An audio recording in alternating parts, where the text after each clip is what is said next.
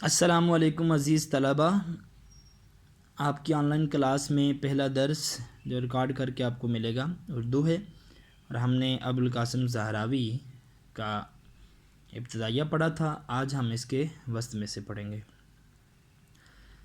کہتے ہیں کہ تصریف 3 بڑے حصوں میں منقسم ہے۔ اس کا پہلا حصہ داغ دینے کے متعلق ہے، جو ازمن وسطی بعض امراض کے علاج میں برتا جاتا تھا۔ داغ دینا، کٹ لگانا۔ تصریف کے دوسرے اور تیسرے حصے میں عملی جراحت کا بیان ہے۔ عملی جراحت بیان کیا گیا تھا، پریکٹیکل سرجری کو کہا جاتا ہے، اور یہی اس کتاب کے اہم ترین حصے ہیں۔ ان حصوں میں دانت نکالنے، آنکھوں کا آپریشن کرنے، حلق کا کوا کاٹنے، مثانے میں سے پتھری نکالنے، بواسیر کے مسوں کو کاٹنے، خنازیر کا آپریشن کرنے، ٹوٹی ہوئی ہڈی کو جوڑنے، اترے ہوئے جوڑوں کو چڑھانے، معوف عضو کو کاٹنے اور ہر قسم کے پھوڑوں کو چیرنے کی تفصیلات دی گئی ہیں۔ یعنی آپ یہ خود تصور کیجئے کس قدر بڑی یہ سرجری کی کتاب ہے کہ جس میں 3 ابواب میں مختلف قسم کے آپریشنز کا تجربہ دیا گیا ہے اور پریکٹیکل طریقے سے اس کو بیان کیا گیا ہے۔ مختصر یہ کہ جراحت میں 90% جن اعمال سے ایک سرجن کو سابقہ پڑتا ہے، ان میں سے کسی کی تفصیل اس تصنیف میں چھوٹ نہیں گئی۔ ان اعمال جراحت کے لیے جن آلات کی ضرورت ہوتی ہے، ان کی تشریح نہایت خوبصورت تصاویر سے کی گئی ہے۔ یعنی کہ آپریشن کرتے ہوئے جن اوزار کا، جن آلات کا استعمال کیا جاتا ہے، ان آلات کی تصویریں بھی ڈرائنگز کے ذریعے ابوالقاسم زہراوی نے اپنی کتاب میں چھاپ دی ہیں۔ ان آلات میں کساتیر، یہ ایک آلہ ہے، یعنی پیشاب خارج کرنے کا آلہ، مقامع الاسنان، دانت نکالنے کا آلہ، محکن انما کرنے کا آلہ، مختلف قسم کے نستر یعنی کہ کینچی، آری، سرجنوں کی سلائی، زخموں کے سینے کے لیے مختلف شکل کی سوئیاں سبھی شامل ہیں۔ ان میں سے ہر آلے کی ساخت یعنی کہ اس کا حجم تصویر کی مدد سے اور طریقے استعمال سے سمجھایا گیا ہے۔ تصریف سے پہلے جراحی پر نہ اتنے پائے کی کوئی کتاب لکھی گئی تھی، اور نہ علم جراحت کے متعلق اتنی خوبصورت تصاویر شائع کی گئی تھی۔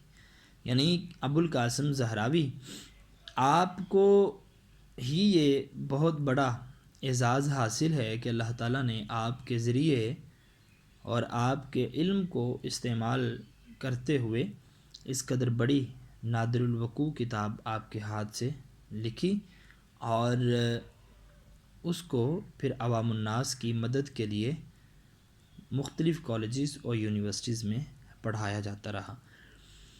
تصنیف کی نمایاں خصوصیات بیان کی جائیں گی۔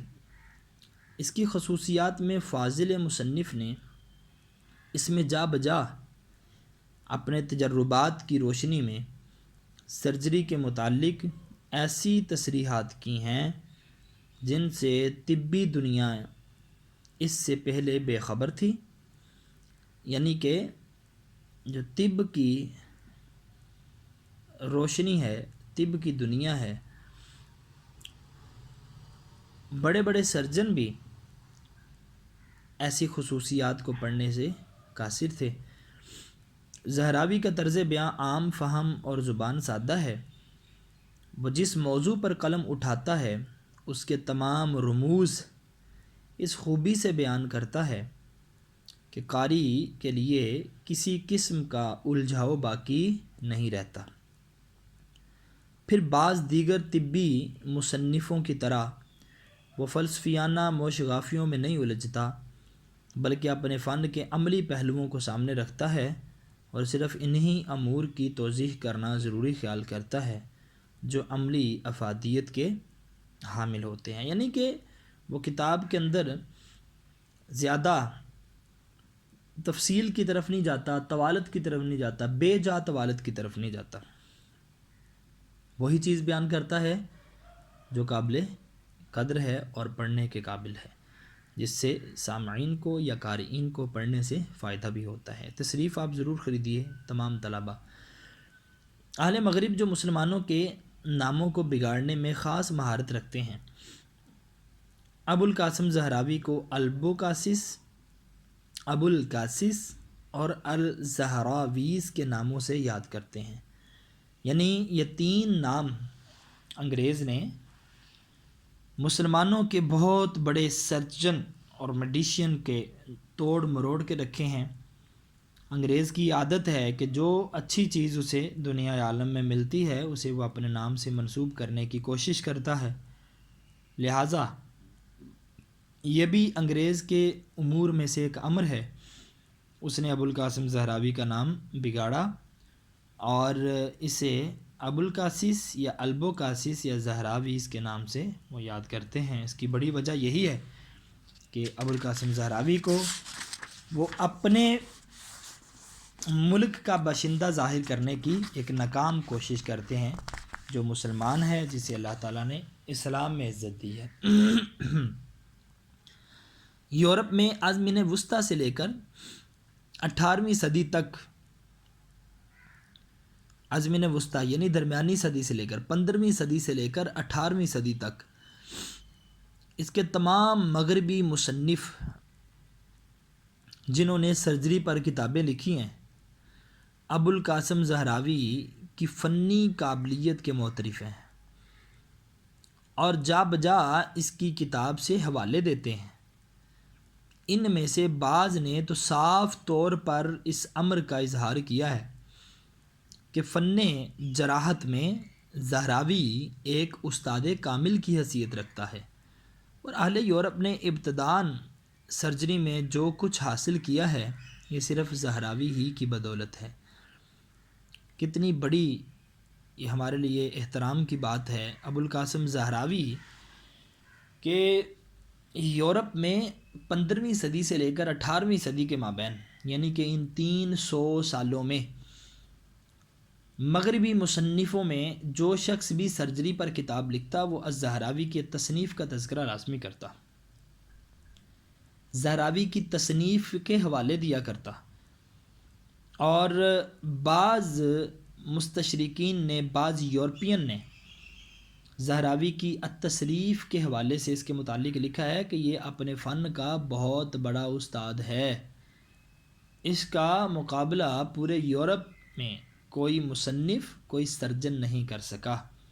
ابو القاسم زہراوی ایسا مسلمان تھا جسے اللہ نے مغربی عوام کے سروں پر ایک علم کا سمندر بنا کر ٹھہرایا تھا، جس سے ان کے دلوں میں رعب ابو القاسم زہراوی کا پیدا ہوتا تھا۔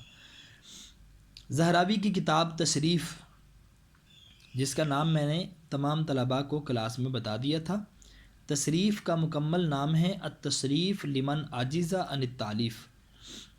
زہراوی کی کتاب تصریف صدیوں تک یورپ کی تمام بڑی یونیورسٹیوں میں داخل درس رہی ہے، اور مغرب کے سرجن اس کتاب کے مندرجات کو سند کے طور پر پیش کرتے ہیں، یعنی کہ اس کے متن کو سند کے طور پر پیش کرتے ہیں۔ اگر کسی کے سامنے کسی بات کا حوالہ دینا ہوتا تو ابو القاسم زہراوی کی کتاب کا حوالہ دیا کرتے تھے۔ تصریف کا لطینی ترجمہ سب سے پہلے وینس میں 1497 میں شائع ہوا۔ یہ معروضی میں کویسچن آ سکتا ہے، اس کو آپ لازمی دیکھیے۔ اس کے بعد اس کا لطینی ایڈیشن، جس میں عربی کتاب کی اصل تصویریں بھی نہایت آب و تاب سے چھاپی گئی ہیں، پہلا ایڈیشن اس کا وینس سے شائع ہوا 1497 میں، دوسرا اس کا لطینی ایڈیشن جس میں عربی کتاب کی اصل تصویریں بھی نہایت آب و تاب سے چھاپی گئی ہیں، 1541 میں باسل میں طبع ہوا۔ یہ بھی آپ اس کو انڈرلائن کیجئے گا لازمی، 1541 میں باسل میں دوسرا ایڈیشن لطینی طبع ہوا۔ باسل ایڈیشن کی سب سے بڑی خوبی یہ تھی کہ اس میں اصل عربی کتاب اور اس کا لطینی ترجمہ دونوں ایک ہی جلد میں شامل تھے، یہ بڑی اچھی کاوش تھی۔ یورپ میں اس کتاب کی مقبولیت 19ویں صدی کے آخر تک بھی باقی تھی۔ واہ جی واہ، 19ویں صدی کے آخر تک بھی باقی تھی، یعنی کہ 1000 سال تک یہ کتاب پڑھائی جاتی رہی ہے۔